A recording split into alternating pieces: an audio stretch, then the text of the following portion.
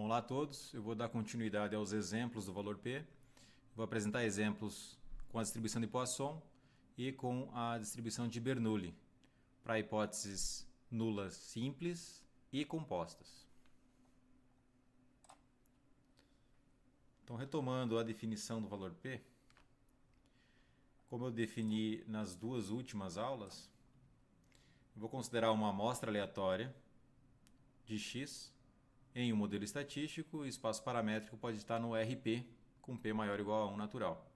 E eu vou considerar a hipótese nula, uma hipótese bem geral, e para cada exemplo eu vou especificar o nosso θ0.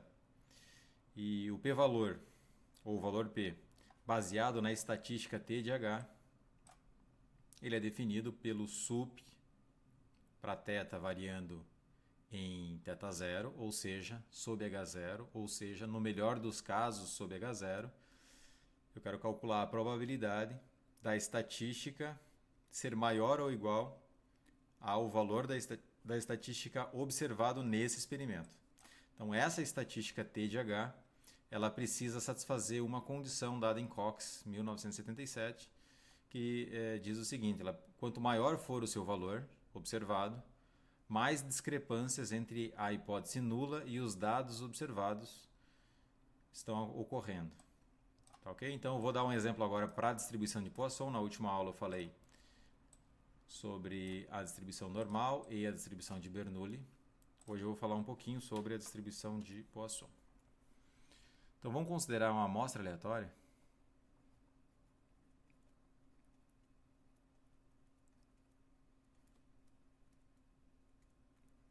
De x Poisson θ, para θ maior que zero. E eu quero testar a hipótese H0, θ igual a θ0 contra, se você quiser assim definir, H1, θ diferente de θ0. Então, de novo aqui, o H0 é uma hipótese simples e o H1 é uma hipótese composta. O valor P ele está definido, vai ser definido para testar H0. Eu quero que você encontre o valor P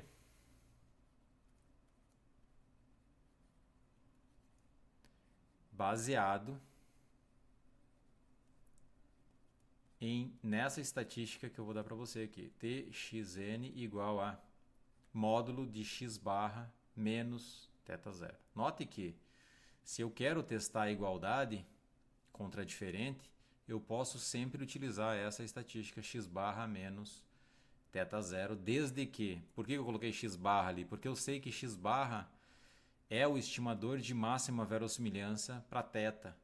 Então, eu sei que x barra deve estar próximo. Se a hipótese nula for verdadeira, eu sei que o valor da média amostral tem que estar próximo do valor da média populacional quando o n cresce.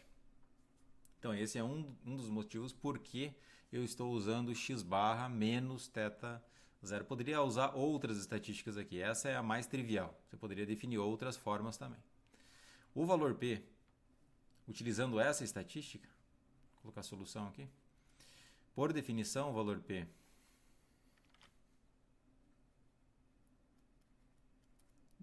da hipótese nula para uma amostra observada é o sup para θ pertencente ao θ maiúsculo 0, que só tem um elemento lá, então já poderia ter escrito P de θ0. Só que eu vou colocar sempre a definição para nos lembrar. Então isso tem que ser maior ou igual à estatística observada. Lembrando sempre que isso aqui é um número, tá, pessoal? Então, como vocês já entenderam aí, o nosso θ0 só tem um elemento, então calcular o sup em θ0 é equivalente a simplesmente substituir o θ por θ0. Então, a partir daqui, vou começar a substituir as quantidades. Eu quero que essa estatística seja maior do que esse valor numérico. E agora eu vou, que é maior ou igual, eu vou escrever isso como complementar, 1 menos a probabilidade do complementar. Então é a mesma derivação que eu já fiz lá para o caso de Bernoulli, Só que aqui a distribuição da soma vai ser Poisson, em vez de binomial. Então notem só, isso aqui vai ficar 1 menos a probabilidade em θ0.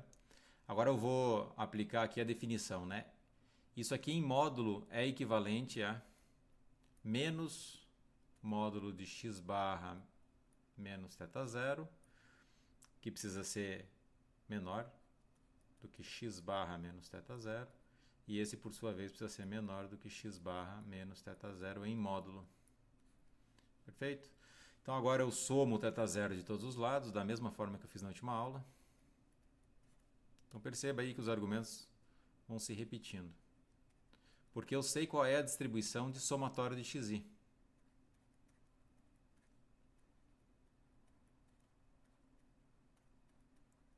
Então eu vou ficar com a mesma expressão final.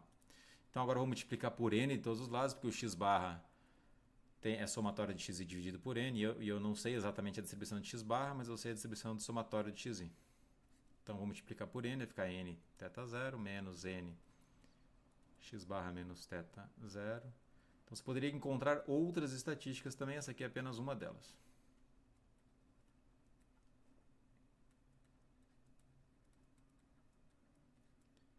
Então, agora note que somatório de xi para qualquer valor de θ,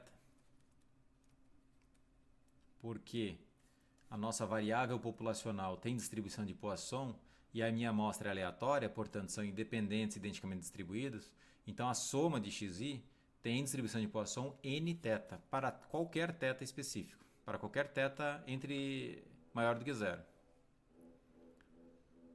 Então a soma de xi tem distribuição Poisson. Claro que essa soma está indo de 1 a n. Tá? Aqui também está indo de 1 a n. Então esse é Poisson nθ. Para θ maior, para qualquer θ maior do que zero. Só que aqui eu estou usando... O θ precisa ser igual a θ0. Então, quando o θ é igual a θ0, somatório de xi tem distribuição de Poisson n vezes θ0. Perfeito? Então agora eu vou olhar para uma distribuição nθ0 para calcular essa probabilidade. Então o valor P ele vai ser calculado olhando para uma distribuição de Poisson. 1 menos a probabilidade indexada por θ, 0, de n vezes θ0 menos n vezes soma x barra menos θ0 em módulo, menor do que uma Poisson nθ, n vezes θ0, certo? É o mesmo θ que eu estou colocando ali. Isso tem que ser menor do que n θ0 mais... Então você vai ter que tomar um cuidado especial, porque aqui tem estritamente menor dos dois lados. Se esse cara aqui for um número inteiro, você vai ter que pegar um número acima dele, e esse aqui vai se dar um número inteiro, você tem que pegar um número estritamente abaixo, certo? Então, para cada caso, você vai precisar estudar como calcular essa probabilidade. Deixa eu dar uma olhada aqui, só para ver se está tudo ok. Vou colocar um pouco mais para o lado para aparecer. Acho que agora aparece, né? Perfeito. Então, vou dar alguns exemplos aqui. Exemplos numéricos de como eu calculo isso. Então, olha, o n eu conheço, é dado no experimento, θ0 é dado na hipótese e o x barra é dado no experimento. Então, esse aqui é um número e esse aqui é um número. Esse, cara, eu sei também é o n e esse eu também eu sei. Então, eu sei qual é a distribuição. Então, eu sei calcular. Todas as quantidades aqui são conhecidas. Isso aqui vai dar um número final. Então, vou dar um exemplo numérico.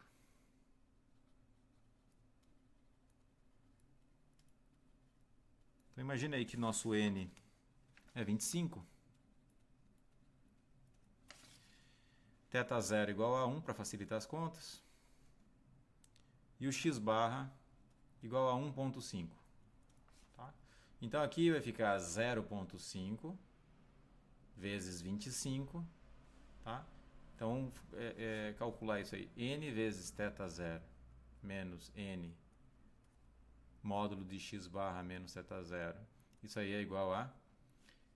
Fazer a conta aqui no R.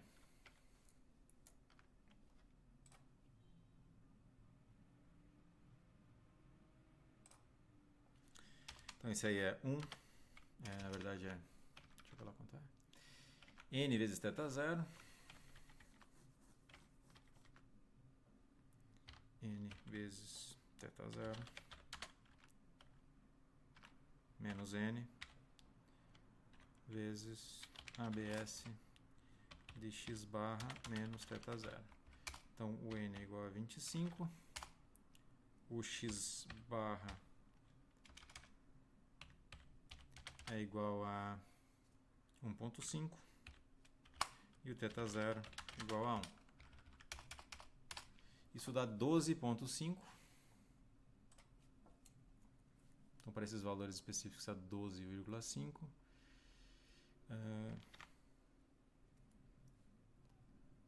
E N vezes θ0 mais N em módulo x barra menos θ0, isso aí dá 37,5. Só me certificar. 37,5. Portanto, o valor P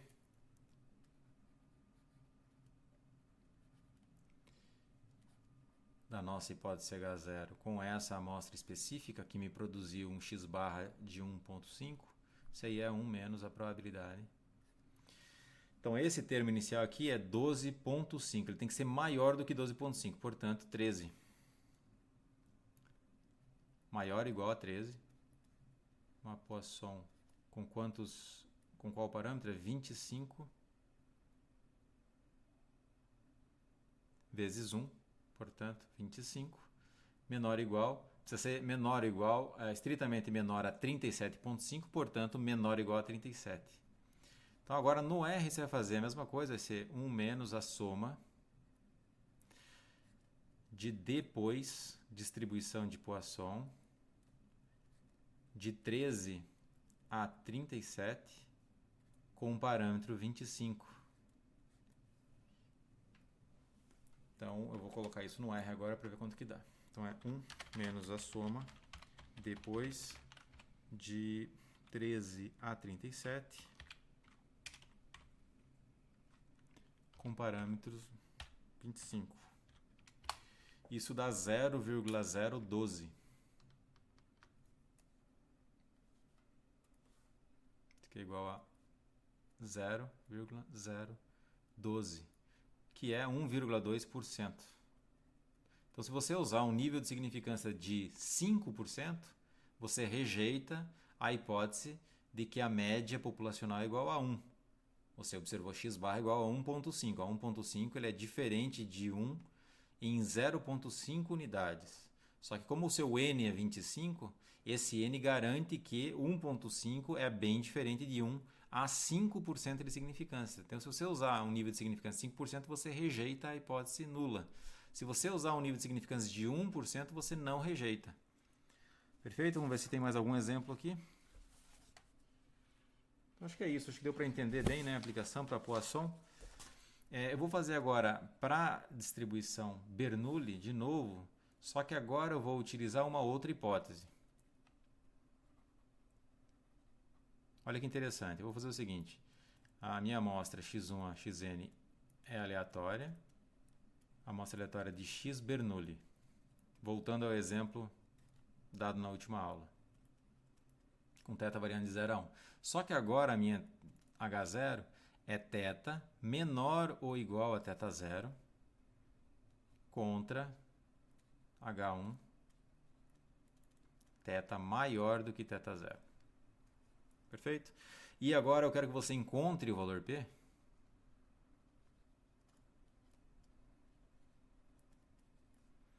Baseado em T de H. Como é que eu crio uma estatística T de H de tal forma que quanto maior for o seu valor, mais evidências contrárias a H0? Veja bem, ó, eu sei que x barra, se ele for maior do que θ0, eu estou dando evidências, concorda ou não? Se o x barra estiver acima do θ0, então eu tenho evidências contrárias. Se o x barra estiver abaixo do θ0, eu não tenho. Então, se eu fizer só isso aqui, ó, x barra menos θ0, ele vai me dizer exatamente isso. Ó, essa estatística T ela vai ser positiva. Quanto mais positiva ela for, mais evidências contrárias a H0. Quanto menos positiva, menos evidências contrárias a H0, certo? Se o x barra for menor do que θ0, eu não tenho evidências alguma contrárias a H0. E se o x barra for muito maior do que o θ0, T vai ficar grande e vai me dar evidências contrárias a H0. Então agora, se eu colocasse o módulo aqui, eu teria problemas, porque essa estatística não estaria representando o que ela deveria representar, que é quanto maior for o seu valor, mais evidências contrárias a H0. Então essa agora, nesse momento, ela está satisfazendo isso. Então eu quero que você encontre o valor, o p-valor. Vamos ver aqui. A solução é bem simples, da mesma forma que eu fiz, só que a única coisa que muda é que agora eu preciso considerar o sup. Então vamos lá, o valor P de H0xn, ele é o sup em θ0, ou seja, eu vou pegar todo o θ que é menor ou igual a esse θ0 fixado. θ0 vai ser um valor 0.5, 0.2, vai ser um valor fixado que esteja entre 0 e 1, da probabilidade da nossa estatística ser menor ou igual ao seu valor observado. Desculpa, maior ou igual.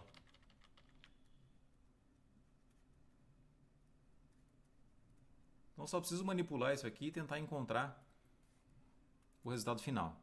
Então esse vai ser o sup, vou pegar o maior valor possível. Vocês vão perceber que se eu não conseguir calcular esse sup, eu posso fazer um algoritmo no R para ele me retornar o maior valor possível. Então vejam só. Aqui eu vou substituir então x barra menos θ0. Precisa ser maior ou igual ao x barra minúsculo menos θ0. O que você não pode confundir aqui é que esse x barra é uma variável aleatória e esse outro x barra minúsculo não é variável aleatória. Esse outro é um número. Então eu não posso cancelar esses dois. Mas o θ0 é o mesmo dos dois lados. Então eu posso somar θ0 dos dois lados e acabar com o problema. Então agora, o que eu preciso resolver, eu posso ainda multiplicar n dos dois lados, né? Ficar sup de θ menor ou igual a θ0. Por que eu vou multiplicar por n dos dois lados? Porque eu sei qual é a distribuição desse somatório de x. Multiplicando por n dos dois lados, isso aqui vai ficar nx barra. Se você quiser escrever o somatório de xi minúsculo, não tem problema. É igual, é equivalente. Como esse aqui é um número, eu não preciso mexer nisso. Mas isso aqui é uma variável aleatória. Eu sei que somatório de xi tem uma determinada distribuição. Então, anote que a estratégia sempre é essa, é sair do valor P, pega a estatística e tenta chegar em algum lugar que você conhece. O que eu conheço aqui? Que somatório de xi, ele tem uma distribuição de binomial nesse caso, porque eu estou trabalhando com uma Bernoulli, né? Então, somas de Bernoulli é uma binomial n θ. Isso aqui vale para qualquer θ que está entre 0 e 1. Em especial, vale para os θs que são menores ou iguais a θ0. Perfeito? Então, o que eu vou fazer? Eu vou substituir agora esse somatório de xi por uma variável que é, de fato, Bernoulli n θ. Dá na mesma, certo? Isso implica que o valor P de H0 calculado para uma amostra específica observada é o sup de θ menor ou igual a θ0 da probabilidade de θ de uma binomial n θ ser maior ou igual a nx barra. Ok. O que acontece? Você sabe resolver isso? Se você não sabe resolver isso, você pode ir para o R e resolver para valores específicos. Se você quiser deixar a sua resposta desse jeito, você pode deixar, mas você pode perceber também que o sup disso aqui ocorre quando θ é igual a θ0. Vamos ver alguns exemplos numéricos para vocês perceberem.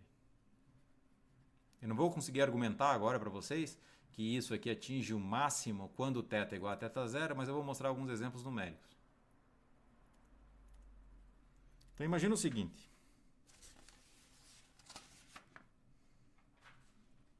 Que n igual a 20, você tem uma amostra de tamanho 20, e você observou um x barra de 0. Deixa eu ver quanto eu coloquei aqui. 0,6.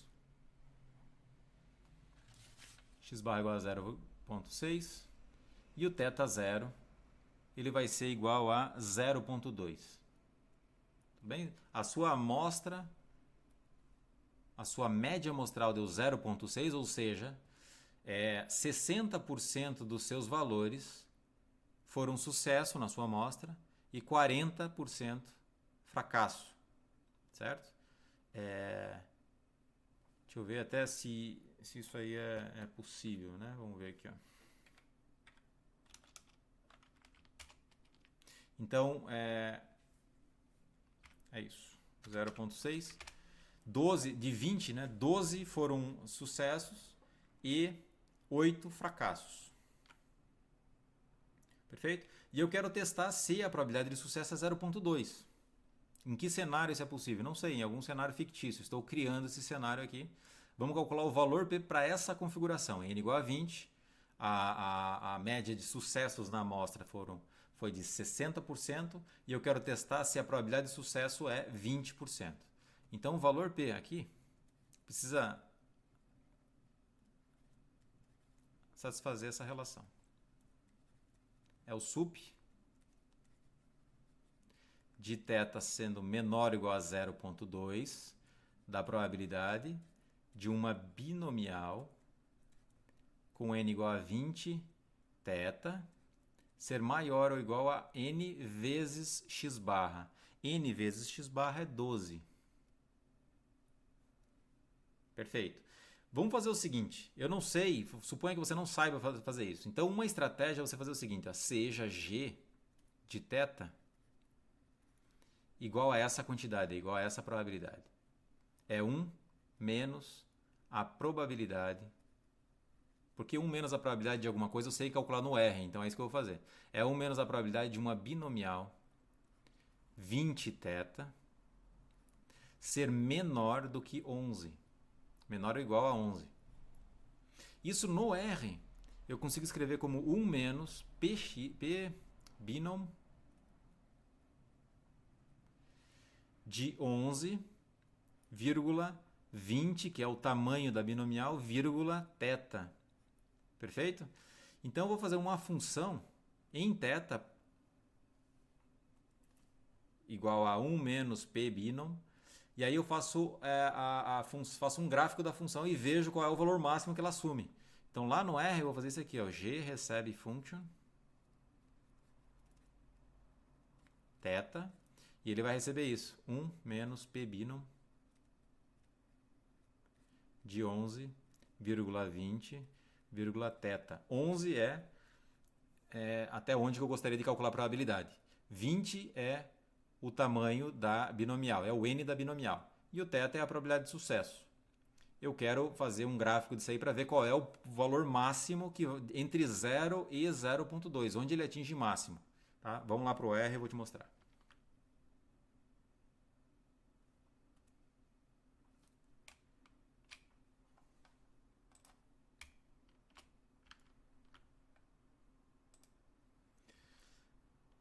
Então aqui eu vou fazer o seguinte, né? Eu vou criar essa função g, que function de θ, e é 1 menos P binom de 11,20, θ. Então essa é a nossa função. E eu vou fazer um plot de g variando entre 0 e 1, só para a gente ter uma ideia. Está aqui a função. Olha onde está o 0,2, está aqui, ó. Vamos fazer então uma... eu já consegui perceber que ela é estritamente crescente, né? Se ela é estritamente crescente, então bastaria pegar o θ igual a 0,2, que já vai me resolver o problema. Olha só, eu vou fazer o x-limit variar apenas de 0 a 0,2, que é o intervalo que eu gostaria de analisar. Olha que interessante. Então, se eu pegar o θ exatamente igual a 0,2, ele vai me produzir a maior probabilidade, que é justamente o que eu quero. Então, g de 0,2 vai me dar o valor P, que é 0,0001. Vamos voltar para lá. Portanto, deixa eu fazer o gráfico aqui, né, para vocês. Eu já fiz ali no R, mas eu vou especificar para vocês. Então a curva ela é aqui variando de 0 a 0,2 e a curva fez isso aqui, né? Essa é a nossa G. E aqui é o θ variando. Portanto, o valor que maximiza essa probabilidade é quando o θ é igual a 0,2. θ é igual ao θ0 lá, se lembra? Então, é o nosso valor P. Então é assim que você vai fazer para todos os outros problemas também. Analisar caso a caso, escrever como SUP. Se você não sabe calcular o SUP usando alguma justificativa teórica, você pode fazer o gráfico no R e verificar para qual valor de θ ele atinge máximo. Então aqui no caso vai ser 0,0001. Então é um valor bem pequeno. É isso mesmo, né? Zero, tem 3 zeros após a vírgula. Portanto, você rejeitaria a 1%, você rejeitaria 10%, você rejeitaria qualquer alfa que você escolha aqui. Isso aqui é igual a 0,01%. Não é isso?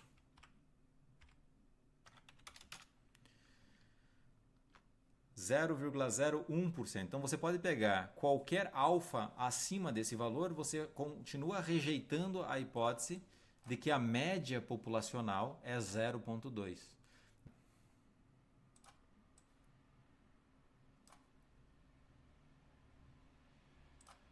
Suponha que você queira testar se a intenção de votos de um determinado candidato ela está abaixo, menor ou igual a 50% contra maior do que 50%.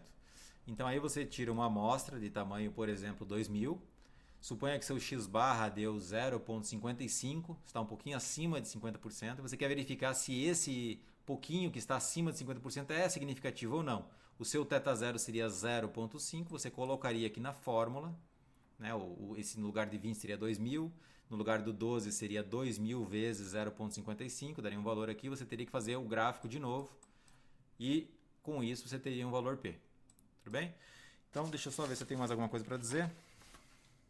Sim, vou fazer mais um teste então. Teste invertido. Então vou fazer só o inverso agora, testar H0 maior ou igual a θ0. E aí eu finalizo a aula. Então vamos lá. Outro exemplo. Então agora a mesma coisa, você tem uma amostra aleatória de X Bernoulli. Bernoulli, sucesso ou fracasso. Se o indivíduo vai votar no candidato X, em algum candidato específico que você está estudando, 0 caso contrário. Poderia ser um exemplo desse sentido. Tá? Então agora eu quero testar H0, θ, maior ou igual a um determinado θ0 específico contra H1 menor, estritamente menor. Eu quero que encontre o valor P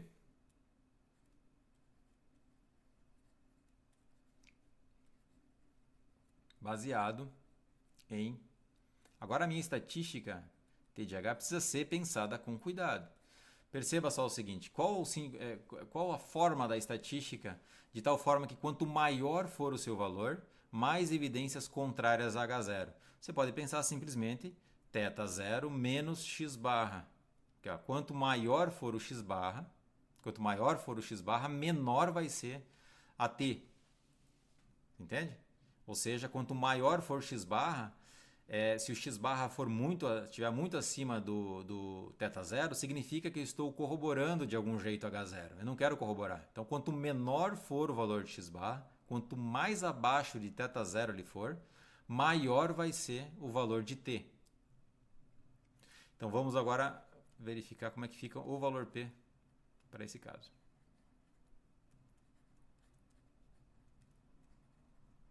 O problema todo, de verdade, está em você encontrar a estatística do teste. Você pode usar aqui, nesse caso, o teste da razão de verossimilhanças. Tem o teste da razão de verossimilhança, que é o teste mais poderoso.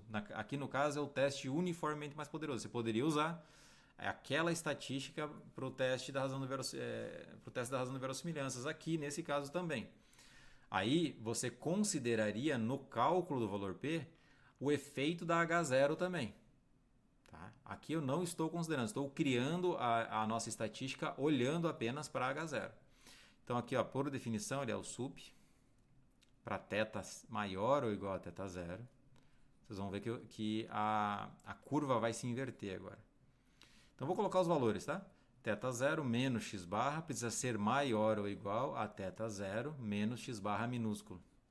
Então agora vocês já sabem que θ0 pode ser cancelado com um θ0, esse x barra não pode ser cancelado com aquele x barra, mas aqui está negativo, então posso multiplicar por menos 1 dos dois lados, a desigualdade inverte. Então isso aqui vai ficar o sup. Tem que fazer tudo muito devagar para não errar, pessoal. Então vai ficar x barra menor ou igual e continua sendo menor ou igual. Não estou aplicando complementar aqui, não é operação de complementar, é uma operação matemática interna. Essa desigualdade é equivalente a essa outra desigualdade. Eu não estou calculando o complementar de nenhum conjunto. Perfeito?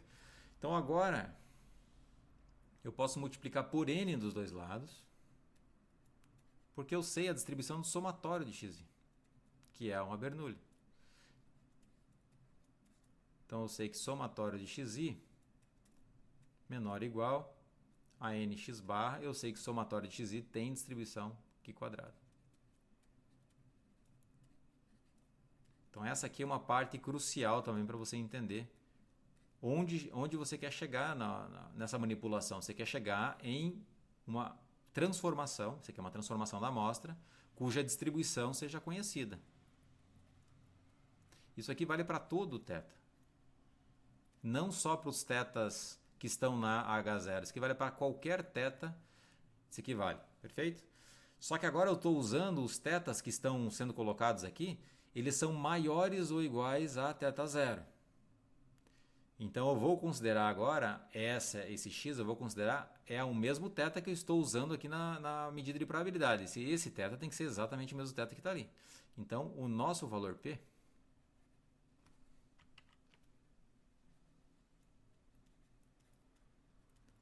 ele é simplesmente sup. Eu vou fazer de novo um gráfico. Então, dessa probabilidade indexada por θ, de uma Bernoulli, numa binomial, nθ, isso tem que ser menor ou igual a nx barra. Então, vou definir uma função h. H de θ, eu vou dizer que é a probabilidade indexada por θ de uma binomial nθ ser menor ou igual a nx barra. E para cada x barra e n e θ0 especificados, eu consigo verificar qual é o valor máximo disso. Tá? Olhando aqui, eu imagino que o valor máximo seja quando θ é igual a θ0. Para qualquer θ estritamente maior do que θ0, essa probabilidade vai ser menor. Então, ele vai atingir máximo quando θ é igual a θ0. Vamos ver um exemplo numérico. Então, considere o seguinte. N igual a 20, de novo. O nosso x barra igual a 0,4. Deixa eu ver se faz sentido. 0,4 maior, eu quero menor, certo? E o θ0 vai ser igual a 0,7. Perfeito? Então agora vamos dar uma olhada nessa função h, que é o que importa, né? Porque o valor P ele é o sup dessa função h. Né? Então n vezes x barra é 8. Portanto, agora eu tenho que calcular a nossa função h. Ela vai ser a probabilidade de uma binomial 20θ, função de θ, então aqui tem θ e aqui tem θ, ser menor ou igual a 8. Percebam, né? Isso aqui é sempre um número. Então agora eu vou lá no R. Como é que eu faço isso aqui no R? Isso aqui é P binom de 8. 20 é o tamanho e θ é a probabilidade de sucesso. Eu vou escrever no R da mesma forma que eu vou escrever aqui. Ó. Então H ele vai ser igual, ou vai receber a function em θ, e eu vou escrever esse P binom